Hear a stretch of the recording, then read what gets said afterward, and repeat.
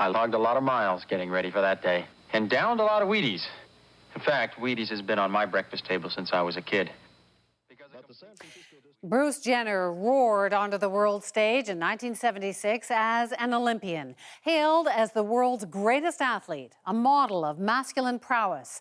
But on Friday, in an interview with ABC's Diane Sawyer, the world came to know a new Bruce Jenner, not merely man or woman, but a person on a journey between genders.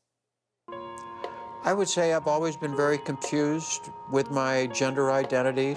It was seen by an estimated 17 million people, hailed as a milestone. What I'm doing is going to do some good, and we're going to change the world.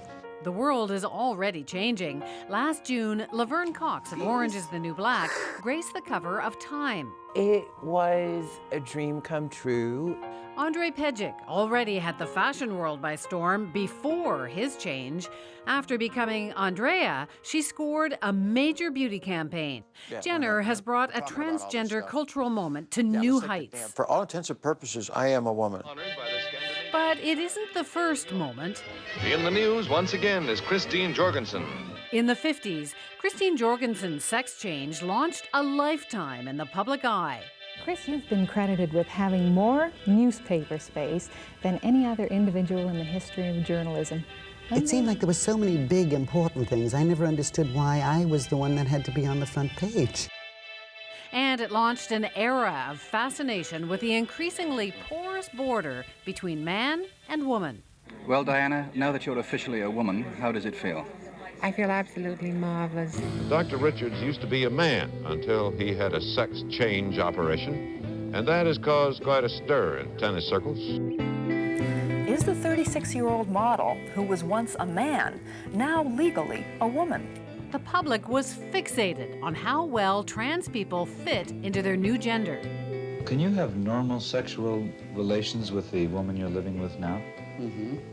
Did they actually build a male organ? Would you ever develop a penis? How about testicles? Could you father a child? No. That wouldn't ever be possible then. Modern medicine was seen as restoring certainty to the trans-challenged categories of man and woman. As surgery attempts to correct the error in nature's grand design. Nick Matt is an expert on transgender history. Previously, a lot of trans people, especially transsexuals, were seen as people becoming women, as opposed to being transgender people of a variety of gender identities or expressions. Christine Jorgensen in the 1950s and then in the mid-1970s, a lot of the trans people weren't considered to be gender fluid, but were considered to be trapped in the wrong body. Bruce Jenner's interview indicates a change in that script. Girl stuck in a guy's body. I hate that terminology. Why? I'm me. I'm me. I'm a person. Reflecting a growing understanding that gender is an idea that may go far beyond body parts and either-or categories. So what we're seeing now is more identification with the category transgender and with that label. So it really recognizes that people live in all kind of gendered expressions that don't necessarily have to do with any kind of medical procedure. In fashion, gender ambiguity and mystery is now a selling point. This year, a British department store launched a genderless clothing line. And she is he, and he is me. Now, with Jenner's interview, a reality TV star may have opened millions of minds. What Bruce Jenner allows is for us to be able to open imagination and actually witness what it looks like to transgress very rigid rules. But according to Dan Irving, whose research covers transgender employment, there's a difference between reality TV and the reality many face.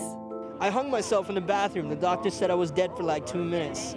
A lot of the voices that need to be heard or stories that need to be told are from trans people that share common demographics with other individuals, whether we're talking about poor people, whether we're talking about homeless people, you know, parts of the community and the public that are, what's the word, not very sexy, right?